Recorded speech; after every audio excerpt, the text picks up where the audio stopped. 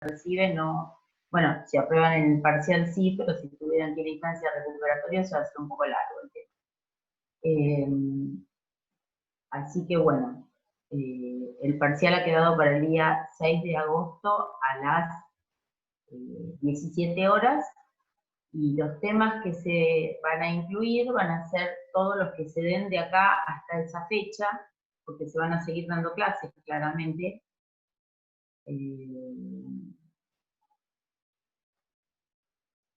Así que bueno, todos los temas que dio la doctora Lundquist, el doctor Acosta va a dar toda la parte de CIADI, inversiones extranjeras, jurisprudencia, bueno, todo lo que se termine de incorporar, probablemente yo dé un fallo más del Merlaque que lo ha dado, pero con más clases, vamos incorporando en la medida en que tenemos, vamos a dar más clases.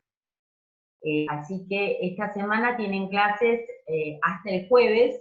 Yo decidí que este viernes no haya clases porque no es día de clase, y como estamos tan estrictos con la cuestión reglamentaria, cada cosa que pasa, y después de lo que pasó con la doctora Lund, fui extraordinaria y todo el mundo,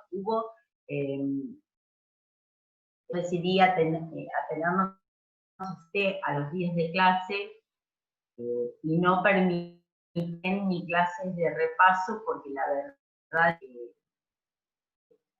recibir quejas todo el tiempo, o sea, porque se ofreció dar una clase el domingo, no es la forma de trabajar que a mí me parece. O sea, yo quiero que ustedes entiendan que cuando hacemos alguna cuestión de este tipo es para... ¿Cómo era que tenía que hacer yo para que me aparezca el chat, Vicky? Tiene que tocar en la burbujita ahí abajo que le aparece chatear, ve compartir pantalla, chatear, ahí le aparece el chat. Ok, ahí me apareció. La idea cuando se ofrece dar una clase extraordinaria, fuera de horario, es aclarar temas, no es obligar a nadie a que venga un día que no tiene que venir, pero bueno, para evitar más quejas y más disgustos, que ya he llegado a mi tope. Va a haber clase esta semana el jueves va a tomar la clase el doctor Acosta, y ya les voy a informar la semana que viene qué clases va a haber antes del parcial, que por supuesto va a ser el jueves. ¿Alguna pregunta con respecto a esto? Los escucho.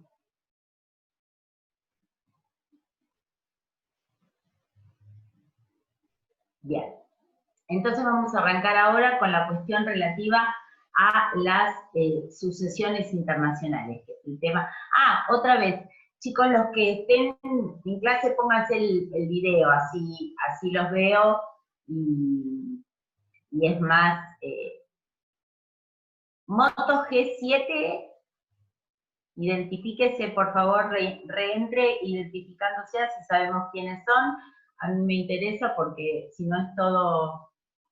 No tiene cámara, Belén Rolón Cardó. No hay problema, mientras me escuchen. Los que no tengan cámara y estén escuchando, no hay problema. Yo dije los que puedan, nada más.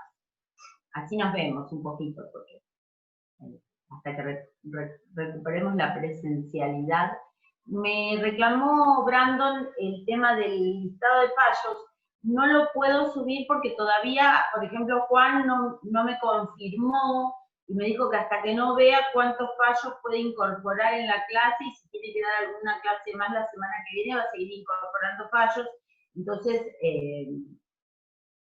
no, y mañana la doctora Aragonese también va a incorporar más, porque probablemente de alguna clase más, así que no puedo darles un listado definitivo porque no lo tengo, ¿sí?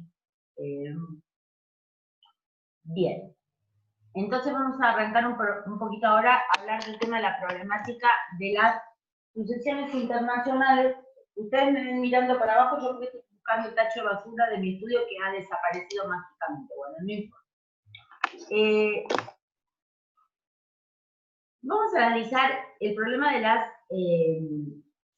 sucesiones en el derecho argentino, que es un tema que, si ustedes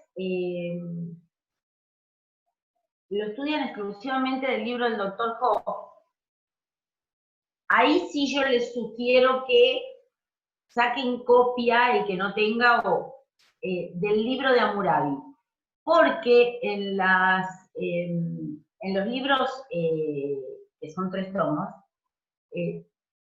hay mucho desarrollo de lo que era el Código de Vélez, ¿sí? Y si bien es importante a los efectos de entender ciertas cuestiones que se plantean respecto del Código Civil y Comercial, hay que leer un montón de cosas que después no nos van a servir.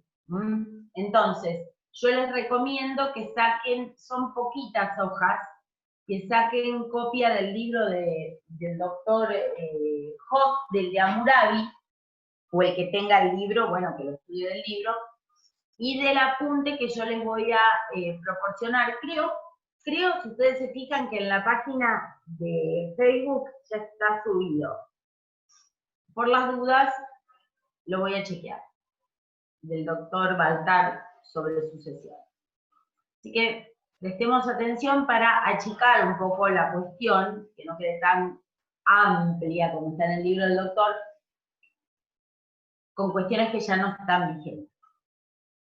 Nosotros sabemos que en el mundo hay 2 sistemas sucesorios. Históricamente ha habido 2 grandes sistemas, que son el sistema romano y el sistema germano, o germánico.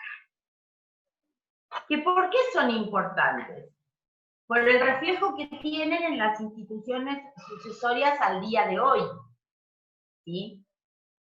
El sistema románico, o romano, era un sistema de herencia en el cual lo importante, lo sustancial, era la transmisión de la persona, del lugar, del pater familias. El patrimonio venía acompañado, pero como el pater familias, porque era la cabeza de la gens, la mayoría de ustedes no sé si vieron derecho romano, ahora creo que es optativa y la mayoría no la...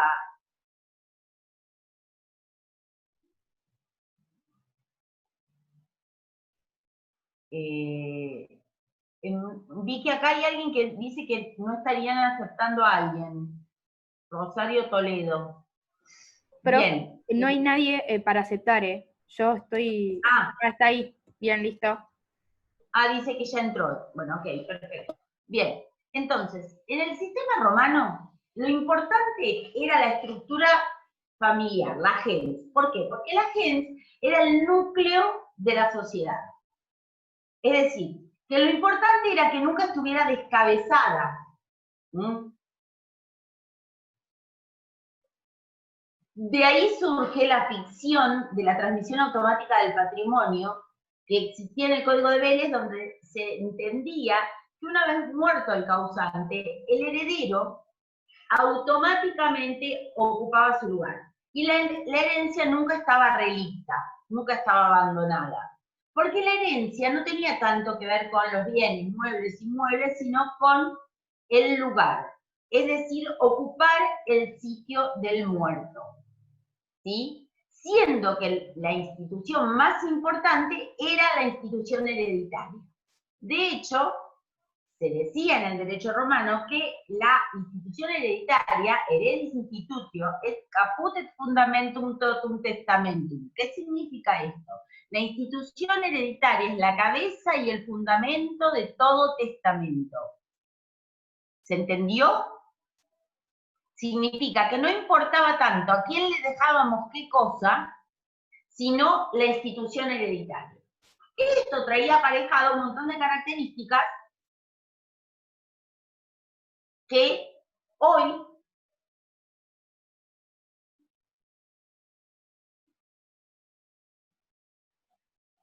están plasmadas en nuestro ordenamiento. Por ejemplo, algunas sí y otras no. En el Código de Vélez estaba plasmada la responsabilidad ultra vires. ¿Qué es la responsabilidad ultra vires? La responsabilidad ultra vires es la responsabilidad que va más allá de lo que recibo. Es decir, que yo, cuando heredo a alguien, ocupo su lugar y se produce una confusión patrimonial en la cual las deudas del causante también ingresan a mi patrimonio. Y yo paso a responder también con mi patrimonio. Esto se cambió con la 17711, cuando el patrimonio o la herencia se presumía recibida bajo beneficio de inventario. ¿Se acuerdan de sucesiones del beneficio de inventario? Que primero había que decir, la recibo con beneficio de inventario, y de esta manera evitábamos la confusión patrimonial. Después de la 17711 se presumía. Y hoy no hay que decir, sino que ya es de fuente legal que la herencia viene con beneficio de inventario. En el derecho romano había responsabilidad ultra vires. La institución hereditaria era lo más importante y no había distinción entre muebles e inmuebles. Se podía transmitir separadamente cada uno. Y había un régimen automático, independientemente de que hubiera o no testamento, donde determinadas personas pasaban a ocupar el lugar de jefe agnaticio. En el derecho germánico, por el contrario, lo más importante era el reparto de los bienes. ¿Por qué? Porque los bienes eran comunitarios. Por eso, por ejemplo, no había confusión patrimonial con el matrimonio, porque como se unían dos tribus, lo que no querían es que el patrimonio común de una de las tribus se juntara con el del otro. Entonces había separación de patrimonio. Y de lo único que se podía disponer era de los muebles, porque los inmuebles eran cosa común. La responsabilidad del heredero era intra vires, es decir, que se respondía con lo que se recibía, más no se le podía pedir, y era un sistema de fraccionamiento. Entonces, podemos afirmar que el sistema de la unidad, entendido como unidad de jurisdicción y ley aplicable, lo hacemos descender en el derecho romano, y el sistema del fraccionamiento lo hacemos descender del sistema germano. Estos antecedentes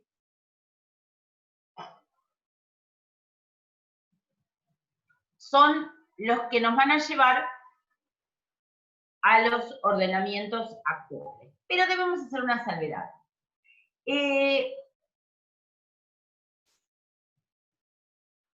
Durante la Edad Media se utilizó mucho el sistema germano, es decir, el reparto de los bienes como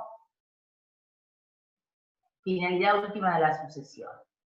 Pero con el tiempo se fue morigerando y fue colándose el derecho romano por un impuesto que ustedes verán en el libro, que se llama cesen, que era un impuesto a la transmisión de bienes. Entonces, donde el señor feudal debía conceder esta cesen previo pago. Entonces, se trajo del derecho romano la continuación, la ficción de la transmisión automática del patrimonio. ¿Para qué? Para evitar pagar el impuesto. No pasamos por el señor feudal porque es el muerto el que le da el patrimonio al heredero en forma automática. Y ahí apareció la ficción de la transmisión automática del patrimonio en nuestro sistema. Originariamente, nosotros teníamos un sistema que dio lugar a una discusión doctrinaria de años y años y años sobre si había unidad o fraccionamiento. A ver, ¿qué significa unidad o fraccionamiento? Unidad puede ser unidad de ley aplicable, es decir, una sola ley rige toda la sucesión, una sola sucesión, o unidad de jurisdicción. Un único juez entiende para todos los bienes.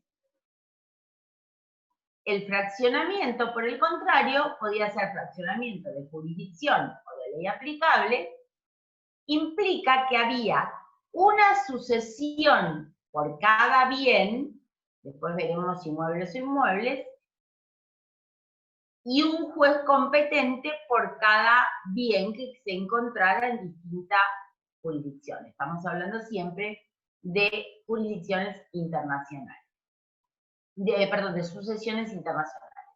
Con respecto al régimen de la unidad podía tener como base la nacionalidad, el domicilio o la residencia. En nuestro sistema era por el domicilio. ¿Cuál era el régimen? 2383, 2384.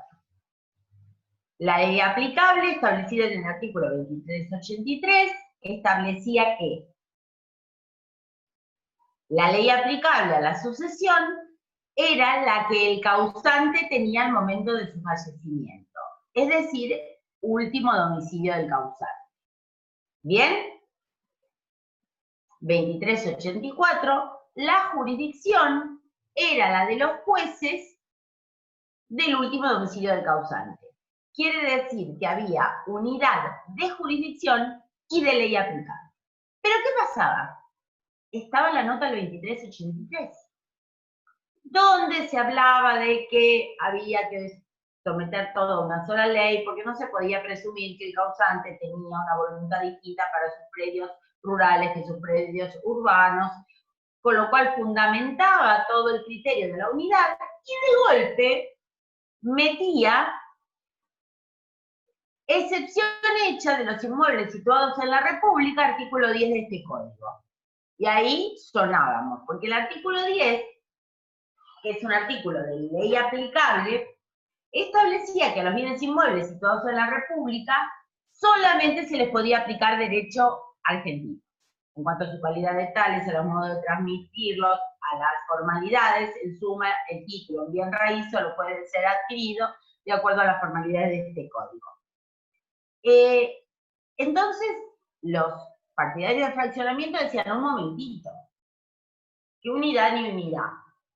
Si hay un inmueble situado en la República, a ese inmueble solamente se le puede aplicar derecho argentino, ¿no? La ley del último domicilio del causante.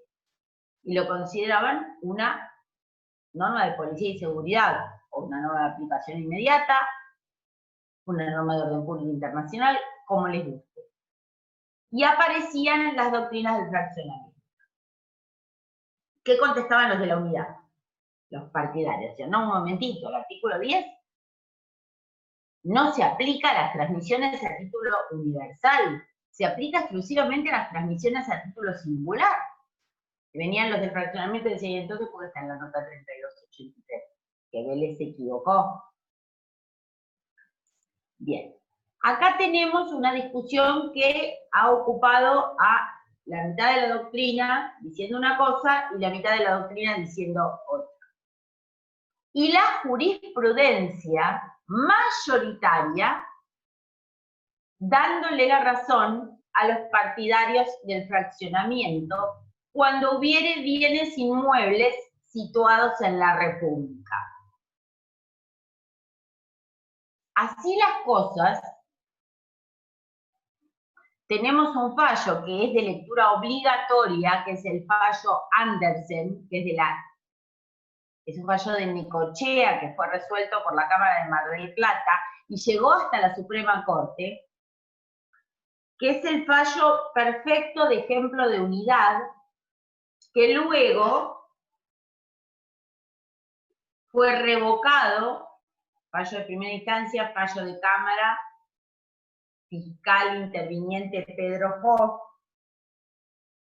El causante tenía último domicilio en Dinamarca, había dejado un departamento en la peatonal, y se consideró que los jueces argentinos eran incompetentes.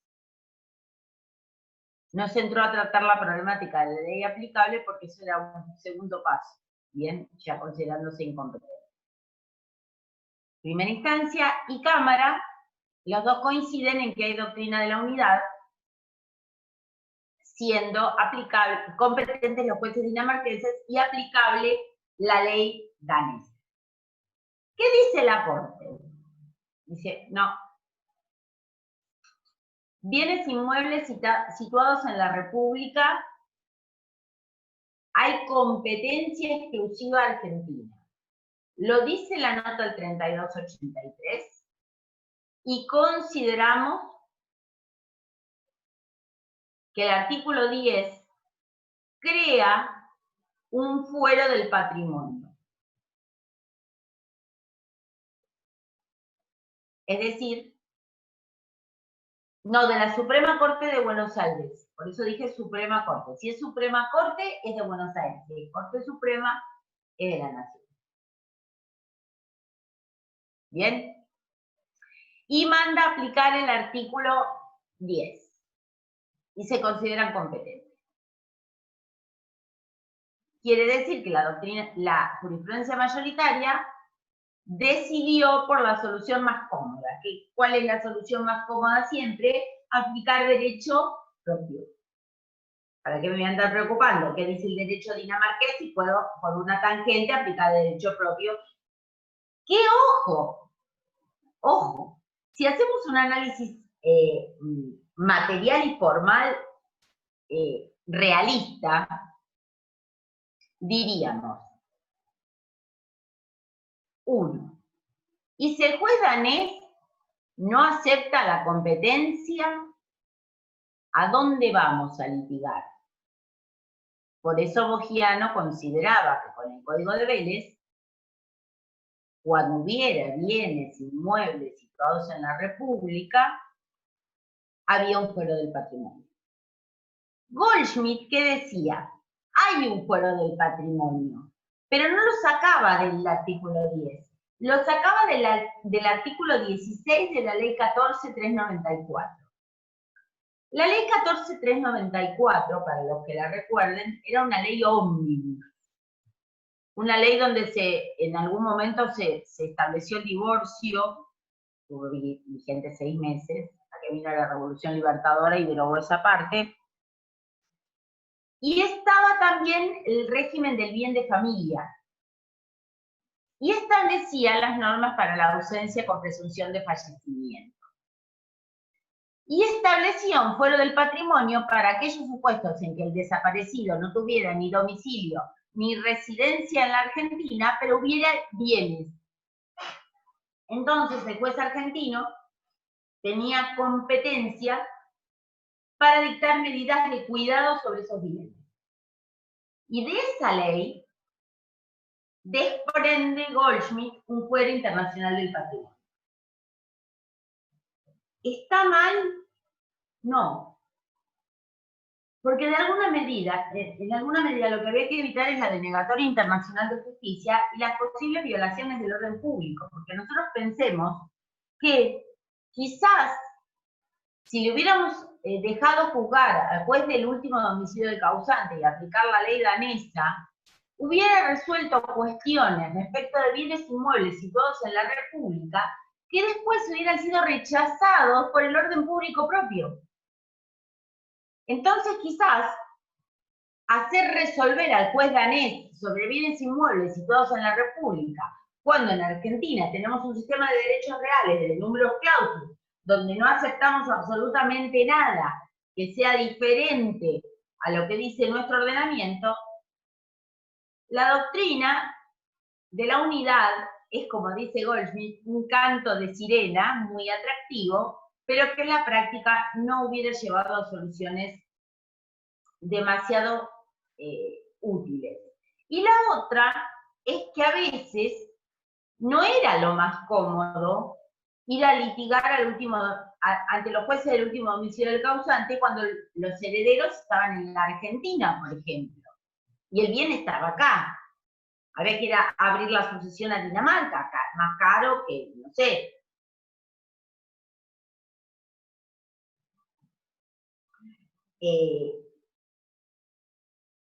La doctrina que consideró que el único caso en el que se podía alegar que el domicilio del heredero estuviera en la República, también permitía abrirla en la República, era el caso del 3285, que era el supuesto del heredero único. El artículo 3285 era un artículo muy vapuleado, nos dicen, porque establecía que en el caso de que hubiera un heredero único, este heredero único podía abrir la sucesión ante los jueces de su propio domicilio y no ante los del último domicilio causante. Ahora, la pregunta es, ¿cómo sabemos que hay un heredero único si no abrimos la sucesión primero? Era el cuento del huevo y la gallina. Porque el hombre podía estar convencido que era el heredero único, la señora, y resulta que don Causante había tenido otra familia por ahí, y había tenido un par de hijos más, de los cuales no se sabía la existencia, y cuando don o doña Causante fallece, aparecían los herederos, y ya no había más un heredero único, ¿sí? Y nadie es heredero hasta que no haya una declaratoria de heredero que dice que en cuanto al lugar por derecho, ante el fallecimiento de fulano fulano, le suceden sus herederos universales fulano y mengano o fulano solito. Entonces era un poco complicado. Se habló de que ese artículo solamente podía tener vigencia en la órbita interna, de hecho ahora sí solo tiene vigencia en la órbita interna, lo dice la doctora Luciana Scotti, ha dicho que la cuestión relativa a si yo tenía un último domicilio en Santa Cruz y resulta que tengo un bien inmueble en Mar del Plata y mi único heredero está en Mar del Plata, puede abrirla en Mar del Plata, pero no sería válido en la esfera internacional, pero ahora no haría falta, ya vamos a ver por qué. ¿Hasta acá venimos bien? ¿Todos venimos entendiendo? Hagan con la cabeza así. El que no me pregunta. ¿Bien? Entonces, ¿qué dice el Código Civil y Comercial? El Código Civil y Comercial, en vez de resolver la cuestión de unidad o fraccionamiento, resolvió aplicar lo que la mayoría de la jurisprudencia resolvió. Es decir, seguir el criterio establecido en el caso Andersen. Por eso es tan importante el